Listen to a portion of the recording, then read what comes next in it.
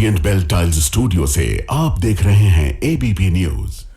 नमस्कार, मैं हूं संदीप चौधरी। आज सीधा सवाल में बात होगी नेशनल हेराल्ड केस की। मनी लॉन्ड्रिंग के आरोप, गंभीर आरोप लगे हैं गांधी परिवार पर। सोनिया गांधी आरोपी नंबर 1, राहुल गांधी आरोपी नंबर 2 बनाए गए हैं। चार्जशीट दाखिल कर दी है प्रवर्तन निदेशालय ने राउज एवेन्यूज कोर्ट में और सुनवाई की तारीख भी तय हो गई है। 25 अप्रैल को सुनवाई होने वाली है और अगर अदालत ने इस चार्जशीट का संज्ञान ले लिया तो गिरफ्तारी की तलवार लटकी हुई है सोनिया गांधी और राहुल गांधी पर। पहली दफा चार्जशीट हो रहे हैं और मामला क्या है? अब यह मामला बड़ा पेचीदा है। दोनों तरफ के तर्कों को सुनेंगे, लगेंगे दोनों ठीक कह रहे हैं। तो फिर बवाल क्या मचा हुआ है? बीजेपी का आरोप है भ्रष्टाचार किया। सोनिया गांधी, राहुल गांधी ने हजारों करोड़ की संपत्ति एजेएल की अपने नाम करवा ली। यंग इंडिया कंपनी बनाकर 99% की हिस्सेदारी लेकर बैठ गए। 90 करोड़ रुपए का लोन दिया था कांग्रेस पार्टी ने एजेएल को और उसे यंग इंडिया ने 50 लाख रुपए, सिर्फ 50 लाख रुपए देकर वो खत्म करवा लिया। मालिक बन बैठे और कब्जा करने की फिराक थी हजारों करोड़ की संपत्ति पर। इसलिए मनी लॉन्ड्रिंग का केस है जी। जबकि कांग्रेस कह रही है कि अरे भाई ये नॉट फॉर प्रॉफिट कंपनी है, इसमें तो तनख्वाह भी नहीं दे सकते, कोई लाभ, कोई प्रॉफिट, कोई फायदा तो लेने का सवाल ही नहीं उठता। यह बेची भी नहीं जा सकती। यह तिल का ताड़ बनाया जा रहा है। यह बदले की कार्रवाई हो रही है। 2012 का मामला और अब 2025 में चार्जशीट दाखिल हो रही है। और यह भी इसलिए करनी पड़ी क्योंकि पिछले साल 10 अप्रैल को जो एजेएल की प्रॉपर्टीज थी, जो नेशनल हेराल्ड की प्रॉपर्टीज थी, संपत्तियां थी, उसे अटैच करने का आदेश, उसकी तस्दीक कर दी कॉम्पिटेंट अथॉरिटी ने। तो 365 दिन के अंदर चार्जशीट दाखिल होनी ही थी। इसलिए 9 अप्रैल को यह चार्जशीट दाखिल हुई। लेकिन पूरे देश में प्रदर्शन करती घूम रही है कांग्रेस। यह नेशनल हेराल्ड का केस नेशनल आफत बन गया है क्या गांधी परिवार के लिए भी? और जेल भी जाना पड़ सकता है क्या? प्रावधान कुछ ऐसे हैं, अगर संज्ञान लिया गया तो जेल जाना तय भी माना जा सकता है। इसमें कुछ छूट भी हैं, उनके बारे में भी मैं बात करूंगा। लेकिन जो ये खेल हो रहा है, ये भ्रष्टाचार के खिलाफ लड़ाई है या ये बदले की कार्रवाई है? आप क्या सोचते हैं इस बारे में? आपकी राय, आपके सुझाव और आपके सवाल अब सीधा सवाल के अहम हिस्सा बन चुके हैं। ऐसे में आपके सवालों का रहेगा इंतजार। आज हम बात करने वाले हैं नेशनल हेराल्ड केस की और नेशनल मुसीबत की। गांधी परिवार पर एक नेशनल मुसीबत तलवार की तरह लटक गई है क्या? आज देश भर में कांग्रेस ने ईडी के खिलाफ प्रदर्शन किया। वजह, ईडी ने चार्जशीट दाखिल कर दी है नेशनल हेराल्ड केस में कि हजारों करोड़ की संपत्ति पर कब्जा करने की फिराक में था गांधी परिवार। भ्रष्टाचार में पूरी तरह से लिप्त। 25 अप्रैल कोर्ट में सुनवाई होगी, राउज एवेन्यू कोर्ट में। और अगर अदालत ने संज्ञान ले लिया तो गिरफ्तारी मुंह बाय खड़ी है गांधी परिवार के सामने। इसीलिए मैंने कहा नेशनल मुसीबत। लेकिन सिलसिलेवार तरीके से चलते हैं। आधी अधूरी जानकारी बहुत परोसी जा रही है पिछले 2 दिनों से। तो नेशनल हेराल्ड दरअसल यह है कि यह एक अखबार है। शुरू हुआ 1938 में। अंग्रेजी में भी अखबार आता था, उर्दू में भी आता था। कांग्रेस चलाती थी। और अखबार जो ये कारोबार है ना, ये मीडिया जगत, बहुत से लोगों को गलत फहमी है कि यहां पर बहुत पैसा है। ज्यादातर चैनल्स भी और अखबार भी वो घाटे में ही चलते हैं। यही हाल नेशनल हेराल्ड के साथ हुआ। जब जब घाटा होता, क्योंकि कांग्रेस पार्टी का अखबार था, तो वो उसकी भरपाई करते रहते थे, कर्ज देते रहते थे, लोन देते रहते थे। पर नौबत ऐसी आई 2008 में अखबार ही बंद करने पड़ गए कि अब नहीं हो रहा, ना तो तनख्वाहें दी जा रही कर्मचारियों को, जो रिपोर्टर्स हैं, जो पत्रकार हैं, जर्नलिस्ट हैं, तो बंद ही कर देते हैं। 90 करोड़ का कर्ज खड़ा हो गया, कांग्रेस पार्टी ने दिया था। एजेएल होल्डिंग कंपनी थी, एसोसिएटेड जर्नल लिमिटेड,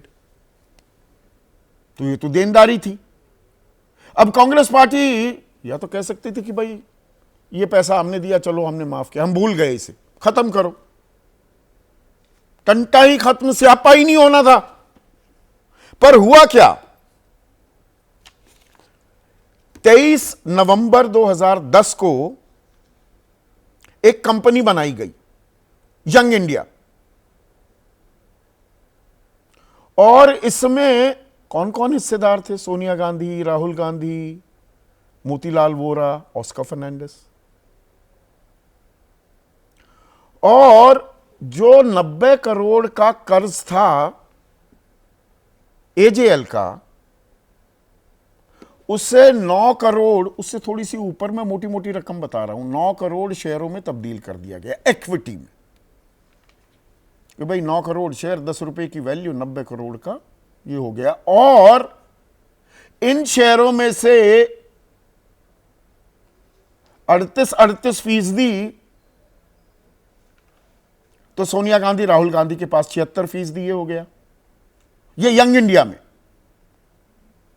और मोतीलाल वोरा और ऑस्कर फर्नांडिस, उनके पास भी 24 आ गया। मोटा मोटा 99% एजेएल की जो मालिकाना हक था वो यंग इंडिया के पास आ गया। और एजेएल में कौन थे मालिक या शेयर होल्डर्स? मोतीलाल वोरा और ऑस्कर फर्नांडिस, दोनों जगह सेम आदमी। अब इसमें क्या ये गड़बड़ जाला? और अगर कांग्रेस ने वैसे ही माफ कर दिए होते वो 90 करोड़, तो ये कंपनी बनाने की क्या जरूरत?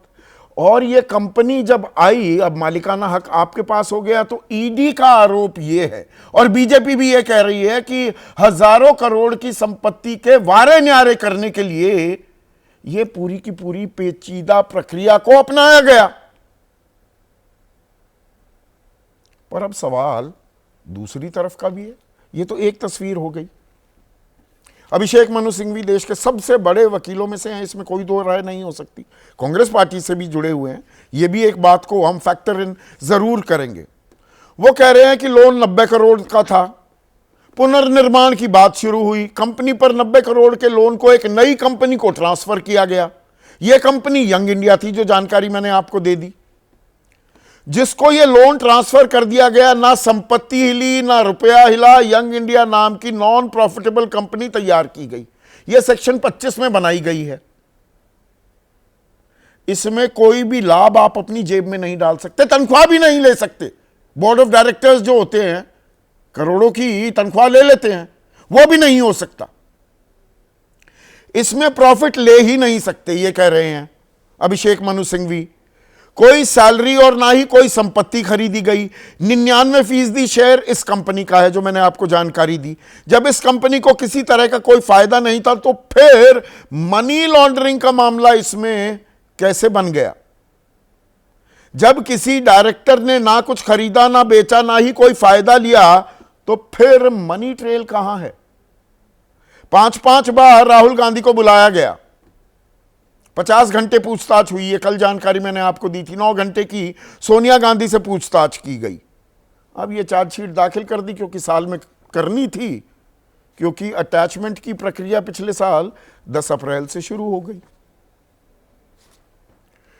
अब जयराम रमेश, कांग्रेस के एक और बड़े नेता हैं, महासचिव हैं, मीडिया हेड भी हैं, वो कह रहे हैं यंग इंडियन ने एजेएल का टेक ओवर किया। एक्स पर लिख रहे हैं झूठ। भाई टेक ओवर तो हुआ है, एजेएल ने जो कर्ज लिया था उसको माफ कर दिया, और आप उसके मालिकाना हक का 99% लेकर बैठ गए। गांधी परिवार इससे खूब पैसा बना रहा है, झूठ। अब ये मनी ट्रेल तो नहीं बताई है ईडी ने।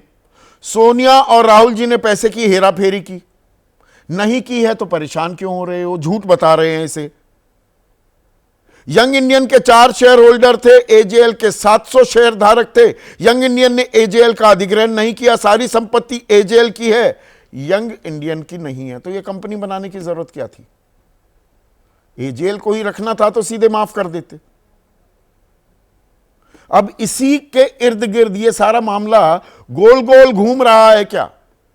और इसमें क्योंकि मनी लॉन्ड्रिंग का मामला है तो ओनस, जो जिम्मेदारी है वो आरोपी पर है, ये दिखाने की कि मैंने कुछ नहीं किया, गड़बड़ झाला, और संज्ञान ले लिया गया। अगर 25 अप्रैल को तो जेल जाना क्या तय हो जाता है। इसमें थोड़ी छूट है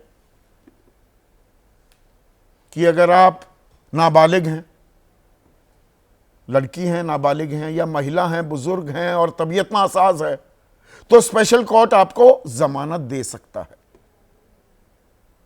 यह क्लियर कट प्रावधान मैं आपको बता रहा हूं पीएमएलए का। और इसीलिए इतनी हमलावर दिखाई दे रही है क्या कांग्रेस? उसे मालूम है क्या कि ऐसा भी हो सकता है, और न्यायिक प्रक्रिया जो है उसमें तो सालों साल लग जाते हैं। निचली अदालत ने आपको टांग दिया, भेज दिया जेल, लड़ते रहिए सुप्रीम कोर्ट में बेल के लिए, और मामला सालों तक लटका रहेगा, गले की हड्डी बना रहेगा। अब थोड़ा जो नेता हैं, जिसमें सांसद, विधायक और राजनीतिक दलों के नेता, 2014 से अब तक कुल मिलाकर 193 नेताओं पर कार्रवाई की गई है ईडी की तरफ से। एफआईआर हुई, चार्जशीट दाखिल हुई। 193 में से सिर्फ 2 में कन्विक्शन हुई है, बाकी कहीं अटक गए, भटक गए, लटक गए, ठंडे बस्ते में चले गए। और इनमें से 96% विपक्षी दल के नेता हैं। और इसमें एक और खास बात क्या है, ये मैं इंडियन एक्सप्रेस की रिपोर्ट को कोट कर रहा हूं, 2014 से 25 विपक्षी खेमे के ऐसे नेता जो बीजेपी में चले गए, वो सारी कार्रवाई रुक गई। 3 में तो केस क्लोज हो गए, 20 ठंडे बस्ते में डाल दिए गए, यानी कि 92% केस बीजेपी में गए, वॉशिंग मशीन में धुल गए। इनमें से 10 कांग्रेस के हैं, 4 एनसीपी के, 4 शिवसेना के, 3 तृणमूल के, 2 टीडीपी के, 1 समाजवादी पार्टी का और 1 जगनमोहन रेड्डी की पार्टी का। तो ये क्या खेला है? या दाल में कुछ काला है, या हमें क्रोनोलॉजी समझने की भी जरूरत है। और इसमें एक साइड स्टोरी चल रही है रॉबर्ट वाड्रा की। कल ईडी ने पूछताछ की 6 घंटे, आज पूछताछ की है 5.5 घंटे, कल फिर बुलाया। तो ये गांधी परिवार पर संकट के बादल पूरी तरह से मंडरा रहे हैं क्या? ये जमीन घोटाले का मामला है, ये बिल्कुल अलग मामला है। ऐसे में आज का सीधा सवाल, और मैंने नेशनल हेराल्ड और नेशनल मुसीबत की बात की, तो उसी से जुड़ा है पहला सवाल। अब की बार नेशनल मुसीबत में गांधी परिवार और भ्रष्टाचार पर कार्रवाई, ईडी सवालों के घेरे में आई। अखिलेश यादव तो कह रहे हैं कि ये जो ईडी की नेगेटिविटी है, एन, तो ई और डी के बीच में एंड लगा दो, एन लगा दो, इसे एंड करो। और वो थोड़ी तंज भी कसते दिखाई दिए कांग्रेस पर कि जिस ईडी को आपने बनाया वही आपको परेशान कर रही है। बाकी तो सब नेता कांग्रेस के कह रहे हैं लोकतंत्र की हत्या हो रही है। चर्चा में मेरे साथ बीजेपी की तरफ से महेश वर्मा, एलजेपी रामविलास पासवान गुट के नेशनल वाइस प्रेसिडेंट और मुख्य प्रवक्ता हैं, सुप्रीम कोर्ट में वकील भी हैं, ए के वाजपेयी, बृजमोहन श्रीवास्तव महासचिव हैं, राष्ट्रीय प्रवक्ता भी हैं, एनसीपी अजित पवार गुट के, और जो ये मैंने बताया जिनके केसेस बंद हो जाते हैं, वो 70,000 करोड़ का घोटाला भी था और वॉशिंग मशीन में धुल भी गए अजित पवार। कांग्रेस की राष्ट्रीय प्रवक्ता रागिनी नायक, समाजवादी पार्टी के राष्ट्रीय प्रवक्ता घनश्याम तिवारी, आम आदमी पार्टी के राष्ट्रीय प्रवक्ता जास्मीन शाह, और वरिष्ठ पत्रकार राजनीतिक विश्लेषक हैं, कांग्रेस से भी जुड़े रहे लंबे वक्त तक, पंकज शर्मा भी इस चर्चा में जुड़ चुके हैं।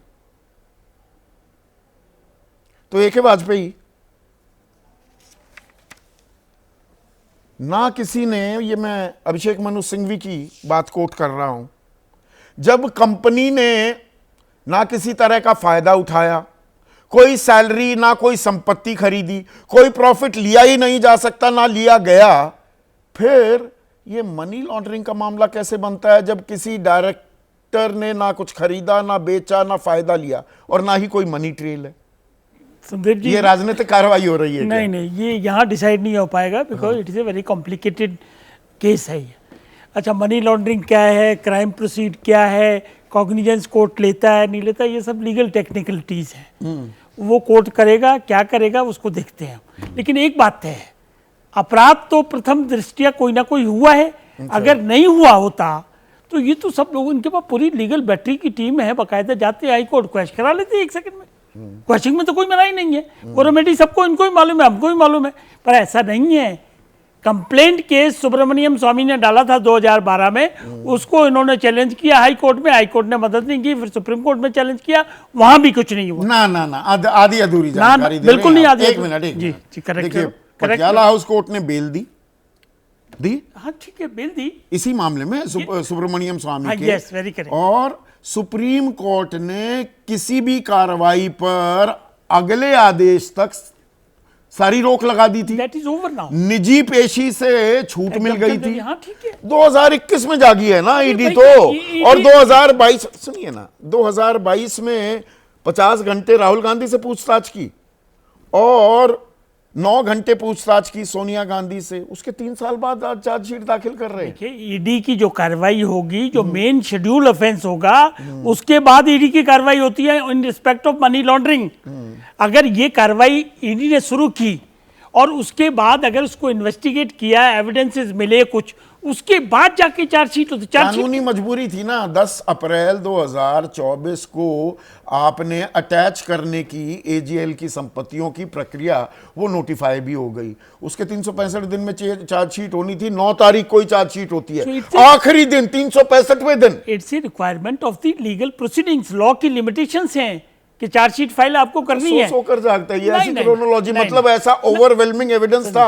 ये तो 2022 में ही उठा लेना चाहिए था सोनिया गांधी, राहुल गांधी को जेल में डाल देना चाहिए था। थोड़ा समझ को ठीक करें। देखिए, कोई आदमी क्राइम करता है, उसको अनडिटेक्ट करके उसके एविडेंसेस आते हैं, जो मिलती हैं, इन्वेस्टिगेशन होती है, उसके बाद चार्जशीट की नौबत आती है। और चार्जशीट में अगर पुख्ता सबूत नहीं होंगे तो पहले दिन ही चार्जशीट। 2015 में ईडी ने ये केस उठाया था। 2016 में ईडी प्रमुख ने कहा कोई केस नहीं बन रहा, उनको भी हटा दिया गया, वो अलग बात है। हुआ था या गलत कह रहा हूं? हाँ, क्लोजिंग की रिपोर्ट थी ना? ठीक है, बिल्कुल।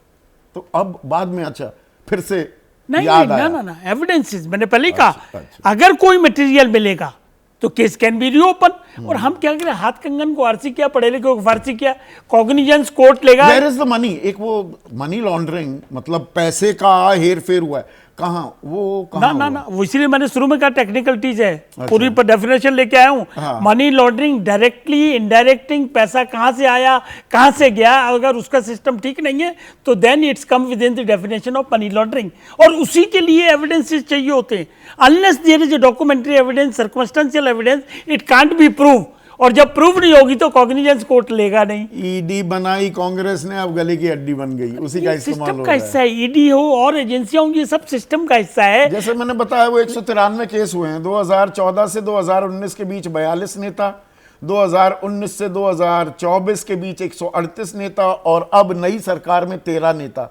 उनमें से सारे इसमें विपक्ष के, इसमें 98% इसमें एक आप देखिए खूबसूरती बात देखिए, डबल कैरेक्टर कैसे नजर आ रहा है कि जब खुद पे आई है तो क्या इन्होंने किया है, ईडी के यहां प्रदर्शन कर रहे हैं।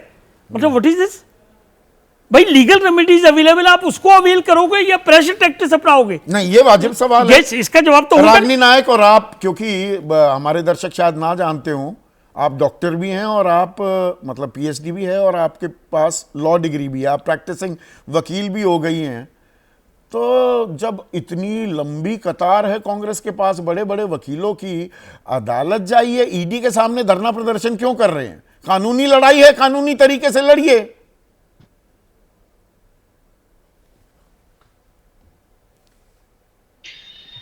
संदीप जी, अगर वाजपेयी जी, भाजपा के लोग, नेता ये मानते हैं कि ईडी पर प्रेशर बनाया जा सकता है, दबाव बनाया जा सकता है, तो मैं आपके दर्शकों के इकबाल पर, उनके समझ पर ये बात छोड़ देती हूँ कि सरकार ईडी पे ज्यादा बड़ा दबाव बना सकती है या विपक्ष प्रदर्शन करके ईडी पे बड़ा बना सकता है। बहरहाल आज अपनी आप ऐसी जगह बैठी हैं रागिनी की आपकी आवाज लगातार क्रैक कर रही है। तानों के स्टोर में रहकर भी हमें सच, क्या आप मुझे सुन पा रहे हैं संदीप जी? हाँ, आवाज आपकी ना ड्रैग कर रही है। बोलिए बोलिए, नहीं तो मैं ठीक कर रहा आप था। मेरी आवाज आ रही है? हाँ हाँ बोलिए, पर रुक रुक कर आ रही है जी। अच्छा, हाँ, तो देखिए, मैंने कहा कि अगर ईडी पर दबाव बनाया जा सकता, तो मेरी समझ तो ये कहती है कि सत्ता पक्ष सरकार ईडी पर ज्यादा दबाव बना सकती है, बजाय पीसीआर ठीक कीजिए, अभी मैं कनेक्शन कटवा रहा हूं, उसको दोबारा से जुड़वा रहा हूं, क्योंकि ऐसे ऐसे नहीं, ये बहुत ही गंभीर और अहम मुद्दा है। इसमें ऐसे बातें कट कट के आएंगी तो वो बात समझ में नहीं आएगी। पर यही सवाल आपसे भी है घनश्याम तिवारी, अरे कानूनी लड़ाई है, अदालत में जाइए, क्वॉश कराइए प्रोसीडिंग्स को, ईडी की मंशा को जाहिर कीजिए, सड़क पर उतरकर और ये विलाप करना, इससे क्या हासिल होगा?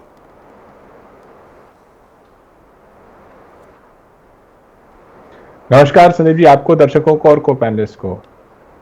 अगर हमारे लोकतंत्र के संस्थान सरकार के उसे हाईजैक कर ले, तो वो लड़ाई संसद में भी लड़ी जाती है, सड़क पर भी लड़ी जाती है, इन मंचों पर भी लड़ी जाती है, वो सुप्रीम कोर्ट में भी लड़ी जाती है। और उन लड़ाइयों में भारतीय जनता पार्टी अक्सर हारती है।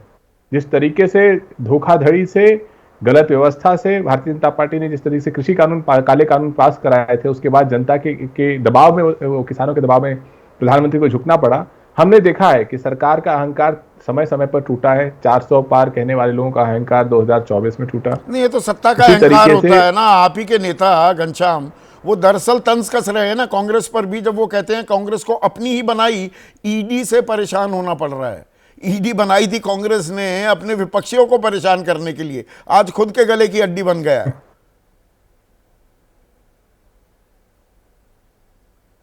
भारत एक 75 साल से अधिक हमारे लोकतंत्र को हुआ, और भारतीय जनता पार्टी पिछले 11 साल से, 10.5 साल से जो शासन में रही है, 11 साल से, उसमें उसने इतिहास के हर पन्ने को खंगाला, और उस पन्ने से लोकतंत्र को तोड़ने, मरोड़ने और हाईजैक करने के जो जो रास्ते उसे दिखाई दिए, उसने उसको उठाया और उसने कहा, लोगों को कहा, देखो उन्होंने किया था तो हम भी करेंगे। यहाँ तक कि चाहे अगर प्रेस की बात होती है, तो जब भारतीय जनता पार्टी की सरकार की आलोचना होती है तो कहते हैं कि कांग्रेस ने इमरजेंसी लगाई थी। क्या एक शानदार लोकतंत्र में यही प्रधानमंत्री का रुख है कि इतिहास के हर काले पन्ने को उठाएंगे और उसको, उस काले पन्ने से अपनी ही सरकार पे कालिख पोत लेंगे? जिस तरीके से अजीत पवार के बारे में प्रधानमंत्री जी ने कहा, जिस तरीके से मेघालय के मुख्यमंत्री के बारे में अमित शाह जी ने कहा, ये लंबी फहरिस्त है। भारतीय जनता पार्टी को 10 साल में लगभग 13,000 करोड़। नहीं, अभी आपने मेरे मूल सवाल का जवाब नहीं दिया। अगर ये तथ्यहीन है, ये प्रतिशोध की, राजनीतिक बदले की कार्रवाई है, अदालत में पोल खोल कर दीजिए ना, उसमें कितना वक्त लगता है? इसके दो पक्ष हैं।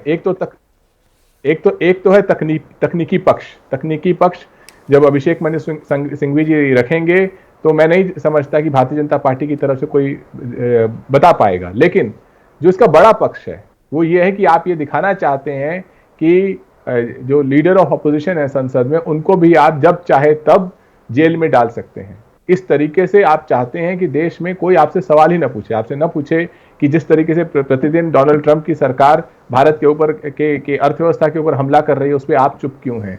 जिस तरीके से हमारे लाखों H1B या वहाँ पे जो छात्र पढ़ रहे हैं, मैं खुद वहाँ से पढ़ के आया हूँ, उनकी बुरी दयनीय स्थिति बनी हुई है, डर के साए में जी रहे हैं और उनकी शिक्षा या रोजगार जा सकता है, भारत की सरकार चुप क्यों है? जिस तरीके से महंगाई का बोझ है, ये सवाल कौन उठाएगा? ये सवाल आज देश के सामने क्योंकि विपक्ष के नेता उठा रहे हैं, इसीलिए भारतीय जनता पार्टी का प्रधानमंत्री का आपकी बात का चूर हुआ। घनश्याम, अभी रागिनी भी जुड़ जाएंगी तो उनसे भी ये मैं सवाल पूछने वाला हूँ।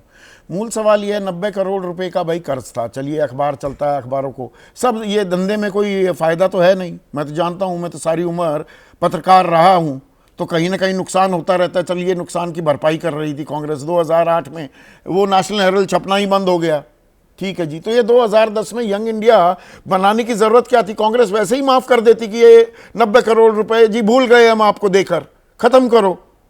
यंग इंडिया क्यों बनाया? और वो 99% हिस्सेदारी एजेएल की लेता है, और यंग इंडिया में 38 यानी कि 76% हिस्सेदारी सोनिया और राहुल की होती है।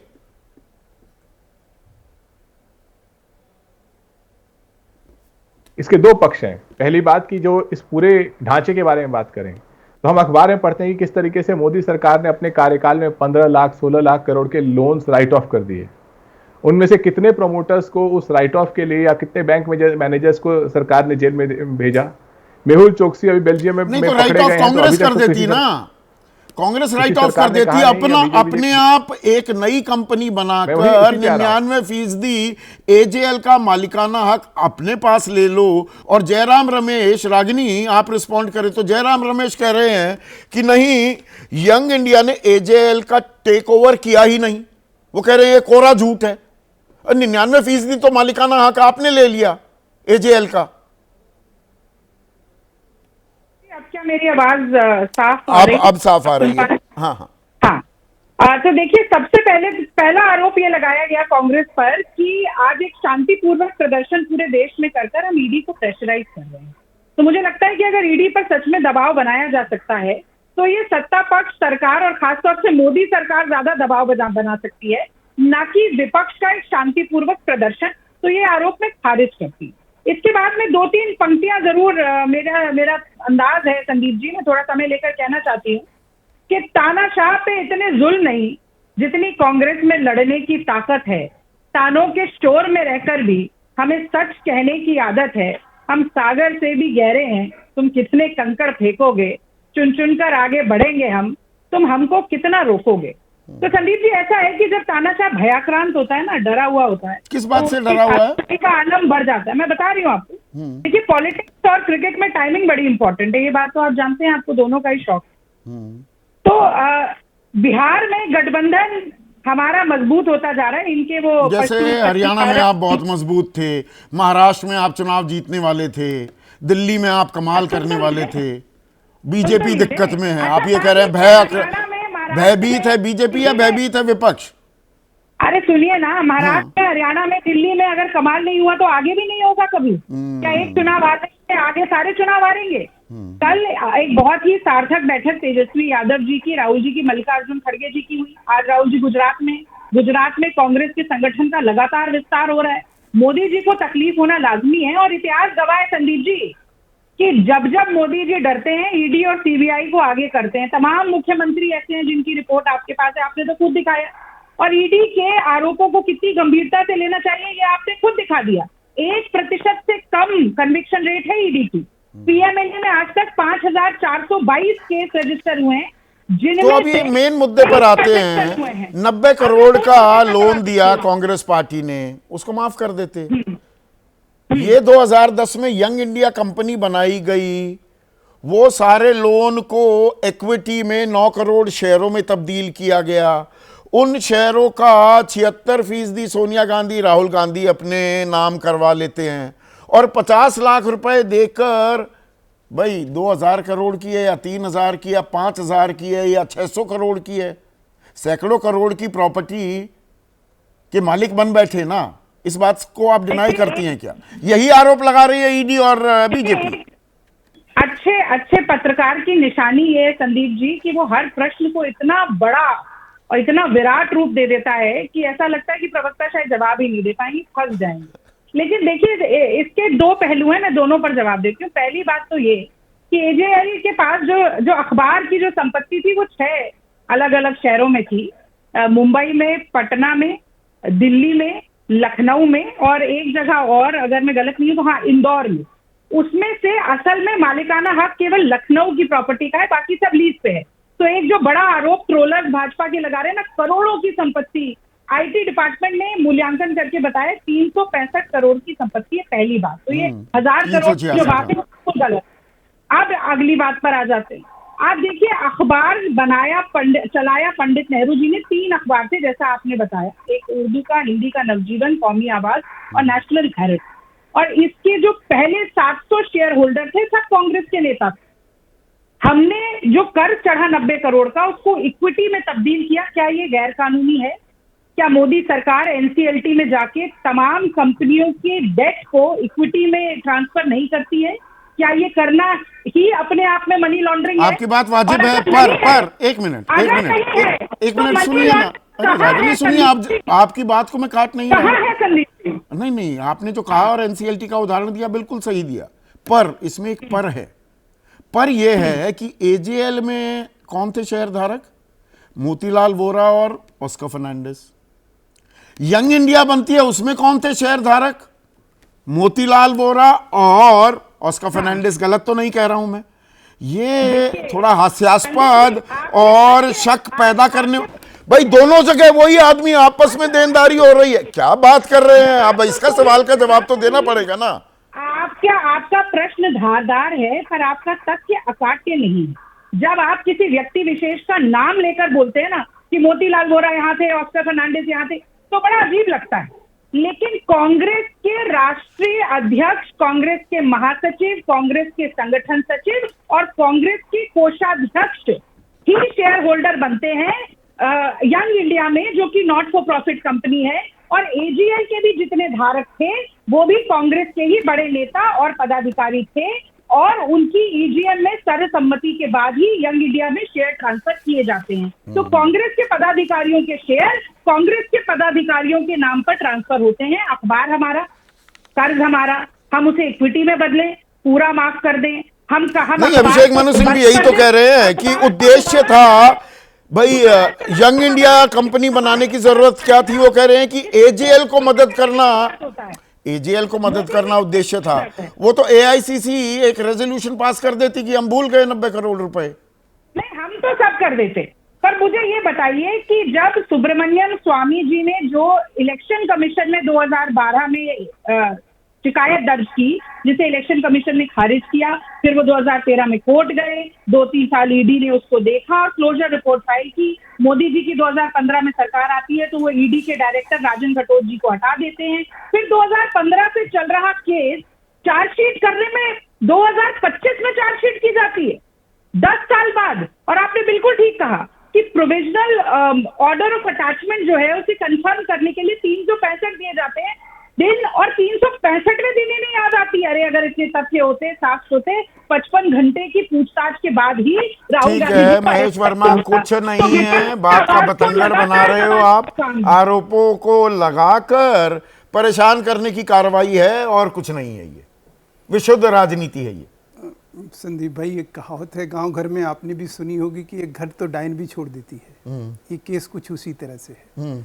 लोकतंत्र का चौथा स्तंभ कहे जाने वाले पत्रकार, पत्रकारिता और उससे जुड़ा हुआ एक अखबार, जब वो मरणासन स्थिति में था तो उसको जमीन दोज करने का काम जो है, उसको हड़पने का, उसको गबन करने का इन किन प्रकरण तरीके से, और उसको लेकर सोनिया जी, राहुल जी तमाम तरह की कानूनी लड़ाई लड़ते रहे और सुप्रीम कोर्ट तक गए, और कहीं भी इन लोगों की इस बात को राहत नहीं दी गई कि आपने जो कांग्रेस पार्टी का जो पैसा, जो कि एक 90 करोड़ रुपए के नाम पर आपने पूरे ये बेशकीमती अरबों खरबों की ये जमीन जो है, आपने ये प्रॉपर्टी संपत्ति जो हथियार, बेच सकते हैं ये? बिल्कुल अब बेच सकते हैं। नहीं, बेचने का तो अधिकार अब कहाँ रहा? सवाल है कि नेहरू जी ने था क्या? नहीं, नेहरू जी, मैं यंग इंडिया सेक्शन 25 में नॉट फॉर प्रॉफिट कंपनी के तहत रजिस्टर हुई है, वो बेच सकते हैं कोई संपत्ति, 1 रुपए की भी संपत्ति बेच सकते हैं। स्वाभाविक है कि उसमें जो शेयर होल्डर है उनका तो पूर्ण रूप से अधिकार है, वो सारे पैसे बेचने का। आपको जानकारी क्या? उसके यूज एंजॉयमेंट करने का। कैसे तनख्वाह ले सकते हैं? तनख्वाह नहीं, डिविडेंड ले सकते हैं। अरे बताइए, पे लेके उसको चला सकते हैं, उसका पैसे का इस्तेमाल, उसका रेंट इस्तेमाल कर सकते हैं, रेंट इस्तेमाल अपने सुख सुविधा के लिए कर सकते हैं। ऐसा कर सकते हैं क्या? ये गलत बयानी नहीं, क्योंकि आप गलत बयानी कर रहे हैं। आप 90 करोड़ रुपए का, अभी बार बार आप गलत बयानी कर रहे थे कि 90 करोड़ रुपए कांग्रेस जो है वो वेवअप कर सकती थी। हाँ। जिस पैसे को इस देश के कानून के तहत जो है, अरे भाई सरकार 15-16 लाख करोड़ रुपए बच्चे खाते में डाल देती है, 90 करोड़ कांग्रेस डाल देती है। उनके पैसे थे कि नहीं चाहिए वापस? क्यों भाई? क्यों भाई? जैसे 15 लाख करोड़ क्यों भाई? क्यों बच्चे खाते में डल जाते भाई?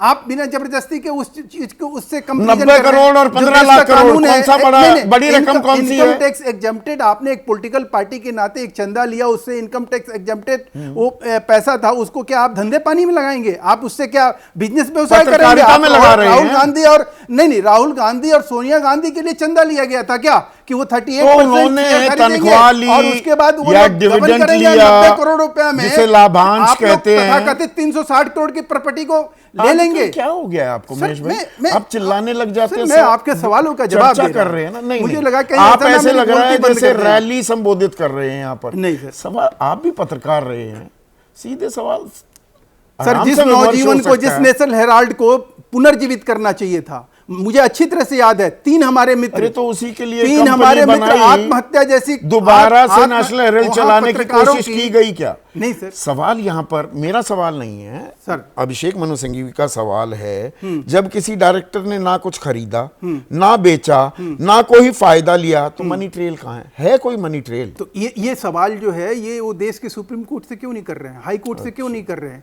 कि भाई एक चीज मुझे बताओ, जब हम क्वेश्चन के लिए ये FIR खत्म, मुकदमा खत्म करने के लिए आपके पास आए, तो क्या आपके आंख बंद थे सुप्रीम कोर्ट? आपको दिखाई नहीं दिया कि इसमें कुछ ऐसा है ही नहीं? आपने कोर्ट केस का खत्म क्यों नहीं किया? आपने क्यों इनके ऊपर चार्जशीट करने के लिए अलाउ किया?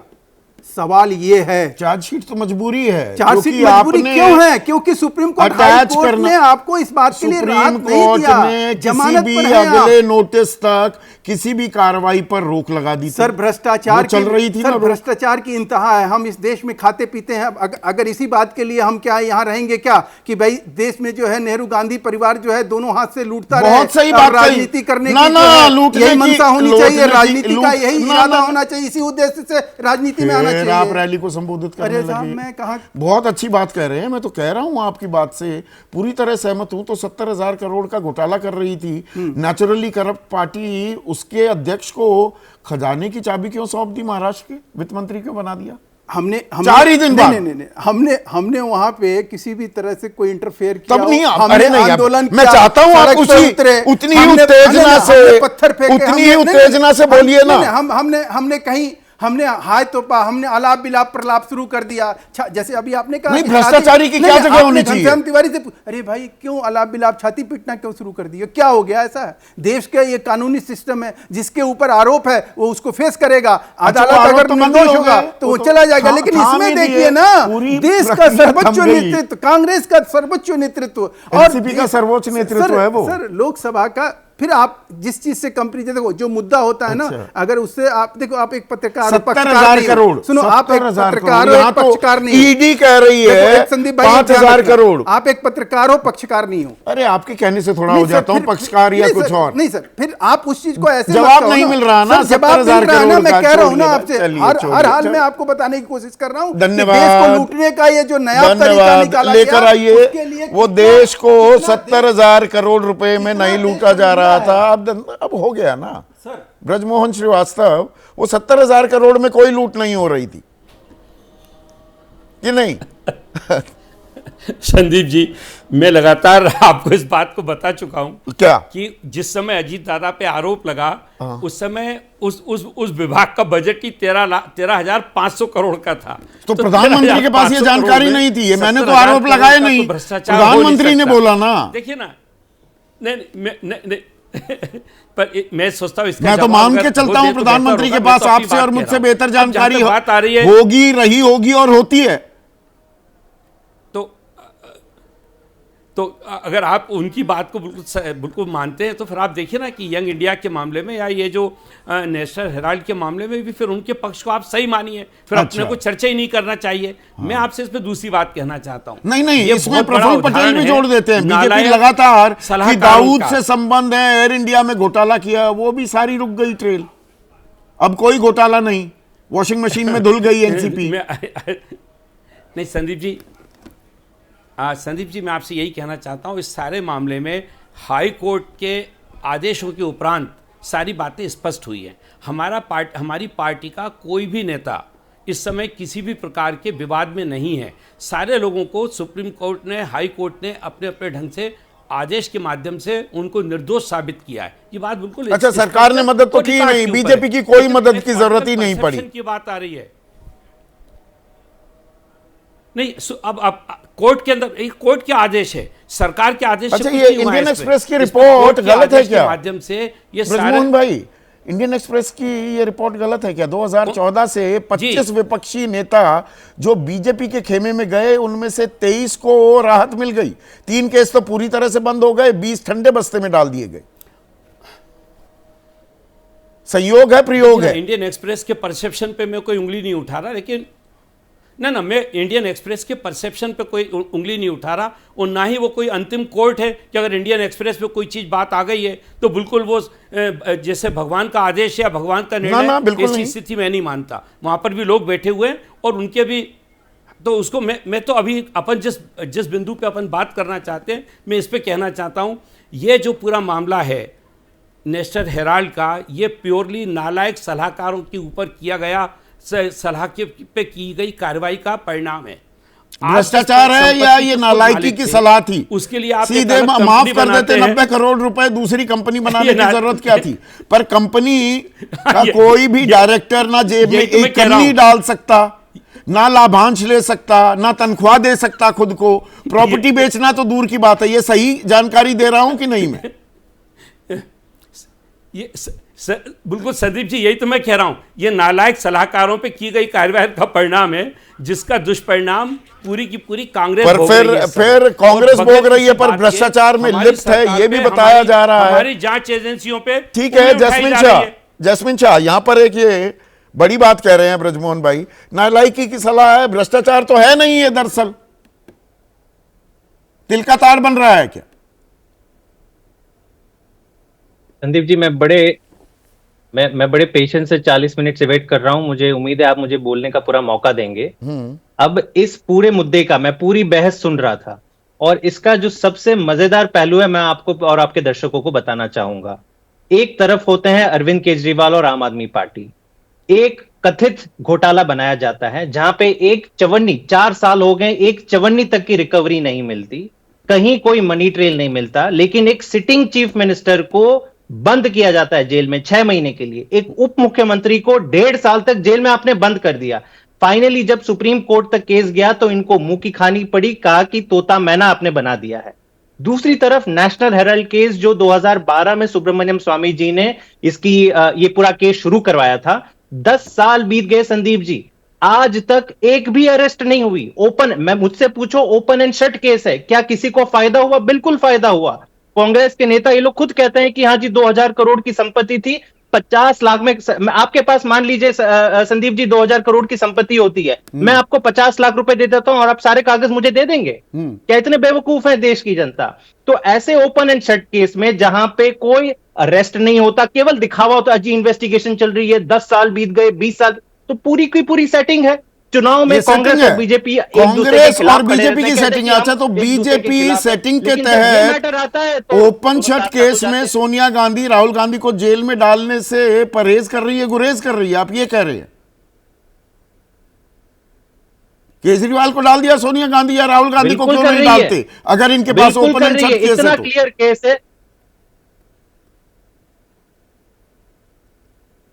नहीं तो डालना चाहिए। मैं तो कह रहा हूं कि जहां पे कोई केस ही नहीं है, एक अठन्नी तक का फायदा किसी भी आम आदमी पार्टी के नेता को नहीं हुआ। आपने हमारे 4 नेताओं को जेल में डाल दिया। यहां तो साफ फायदा हुआ है। नहीं, जेब में नहीं, मैं आप शेयर तो चले गए ना, ओनरशिप तो बदल गई कि नहीं? आपको भी पता है कि 76% यंग इंडिया का है सोनिया गांधी और राहुल गांधी के पास। कुल उनकी अगर नेटवर्थ देखें तो बढ़ गई, बिल्कुल बढ़ गई। तो ये फायदा वो बाजार में बेच सकते हैं क्या? केस है। नहीं, बाजार में बेच सकते हैं क्या?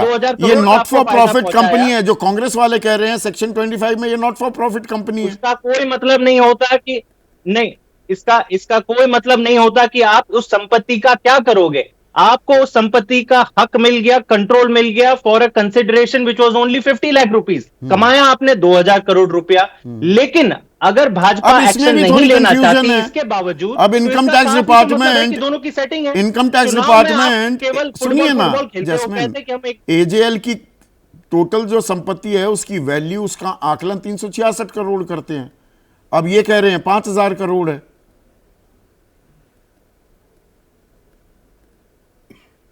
नहीं तो जो भी है, चलिए जो भी अब तथ्य है, उम्मीद तो करते मतलब हैं कि आप जब कह रहे कोर्ट हैं में ये आएगा तो ओपन एंड साफ शट होगा, केस है लेकिन और जेल में ये जगह इससे है कोई परहेज नहीं है कि राहुल और सोनिया की। ओपन एंड शट केस है ये, या ये, एक मिनट सुनिए ना Pankaj, open and shut case है ये, या ये नालायकी की सलाह है जो गले की हड्डी बन गई है राहुल गांधी और सोनिया गांधी की, जो ब्रजमोहन श्रीवास्तव कह रहे थे?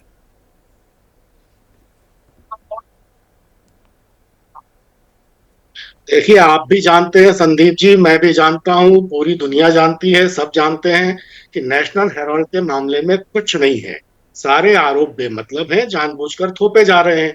आपने वो कहानियां सुनी होंगी ना कि झरने के ऊपरी हिस्से में पानी पी रहा जो हिंसक पशु है, जब उसकी नीयत नीचे पानी पी रहे मेमने पे खराब हो जाती है, मासूम मेमने पर, तो वो इस कुतर्क पे उतर जाता है कि मेमना उसका पानी जूठा कर रहा है।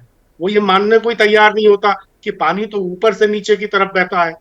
तो बस पिछले 11 साल से इस देश में, हमारे देश में यही कहानी दोहराई जा रही है। अरे कानून अपना काम करे, इसमें किसी को क्या एतराज हो सकता है? नहीं नहीं, लेकिन यहाँ क्या पिछले पर 11 साल पंकज से देखिए, कानून 11 अपना साल का काम जब आपने ईमानदारी से जिक्र कर रहा है? किया, चाहे वो पटियाला हाउस कोर्ट से जमानत लेने की बात हो, हाई कोर्ट में मामला गया, सुप्रीम कोर्ट में मामला गया, आपके पास तो इतनी लंबी कतार है बड़े बड़े वकीलों की, तो उनका इस्तेमाल कर लेते। अगर केस में कुछ है नहीं तो अदालती रुख अपना कर, वो रास्ता अपना कर, इसे थाम देते पूरी प्रक्रिया को।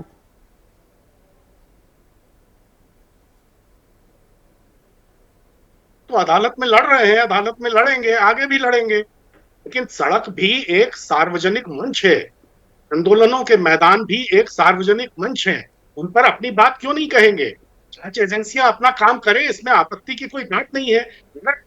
सवाल यही है ना कि पिछले 11 बरस से जांच एजेंसियां क्या अपना काम निष्पक्षता से कर रही हैं? क्या ऐसा नहीं हो रहा है कि जो सत्ता के पाले में हैं या पाला बदलकर मौजूदा सत्तासीनों की गोद में बैठ जाते हैं, उनके तो 100 गुनाह भी माफ हो जाते हैं, जैसा आपने भी जिक्र किया। और जो आज की निर्मम निर्लज हुकूमत की नीतियों के विरोधी हैं, पर यहाँ जसमीत शाह आम आदमी पार्टी के राष्ट्रीय प्रवक्ता कह रहे कोई सेटिंग है क्या? बीजेपी शीर्ष नेतृत्व और गांधी परिवार की कोई सेटिंग है क्या कि थोड़ा भ्रष्टाचार की बात करते रहेंगे पर जेल में नहीं डालेंगे?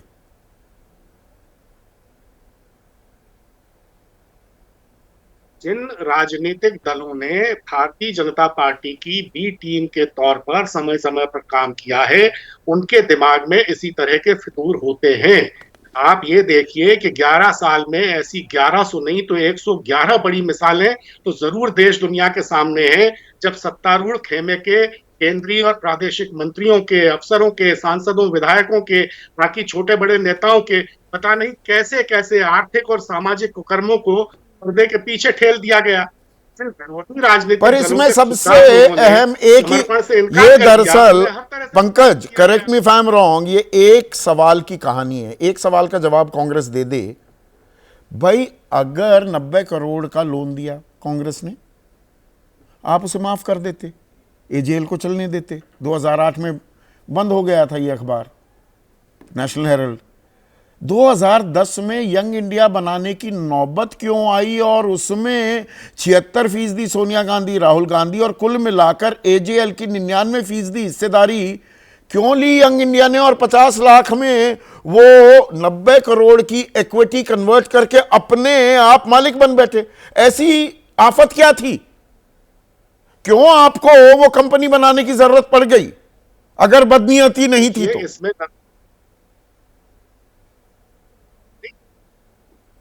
इसमें बदनीयती क्या है? जैसा रागिनी जी ने भी कहा कि डेट को इक्विटी में कन्वर्ट करके क्या बाकी औद्योगिक घरानों ने कुछ नहीं किया? क्या प्रधानमंत्री नरेंद्र भाई मोदी की सरकार ने एनसीएलटी के जरिए लाखों करोड़ रुपए का इस तरह का? सवाल यहां है, सोनिया गांधी राहुल गांधी को वो कंपनी में सबसे ज्यादा बड़े शेयर धारक बनकर 99% हिस्सेदारी एजेएल की क्यों लेने की जरूरत थी? मैं आ रहा हूं रागिनी, रुकिए ना अभी। पंकज। संदीप जी, मैं 20 कंपनियों के उदाहरण दे सकता हूं। एक हमारे इंदौर की रुचि सोया कंपनी थी, बहुत बड़ी कंपनी, हजारों करोड़ की। उसको लाला राम किशन यादव जी, जिनको बाबा रामदेव के नाम से जाना जाता है, इस तरह दिया गया। आपको पता नहीं है? पर टू रॉन्ग्स भाई अडानी ने मेक इट राइट ना। आप दूसरों की बात गिनाने लगते हैं। रागिनी, लास्ट कमेंट आप, 30 सेकंड्स। आप कुछ बीच में इंटरवीन करना चाह रहे थे, फिर मुझे क्लोज करना है प्रोग्राम। देखिए, आज इस शो में जो एक बहुत ही हास्यास्पद आरोप लगाया गया, मैं उसका पूरी तरह से खंडन करती हूँ। ये कहा गया आम आदमी पार्टी की प्रवक्ता की तरफ से कि कांग्रेस और भाजपा मिली हुई है। मतलब पूरे देश में अगर भाजपा को, आरएसएस को कोई आंखों में आंखें डालकर चुनौती दे रहा है, उनके भ्रष्टाचार को, उनके संवैधानिक शरण को, उनके लोकतांत्रिक मूल्यों के पतन को, महंगाई को, बेरोजगारी को, किसानों के खिलाफ अत्याचार को मुद्दा बना रहा है, तो वो कांग्रेस पार्टी है। और मुझे बड़ा तो आपको ये हास्यास्पद लगा। मुझे हास्यास्पद ये लगा कि आप कहने को विपक्षी महागठबंधन के हिस्सा हैं और एक दूसरे पर आरोप प्रत्यारोप से अभी पीछे नहीं जा रहे हैं। तो खैर, ये नेशनल मुसीबत बन गई है क्या गांधी परिवार के लिए? और 25 तारीख का इंतजार रहेगा, तब तक 2-2, 4-4 होता रहेगा। राजनीतिक आरोप प्रत्यारोप का दौर भी, इसे हम देखेंगे। आज इतना ही।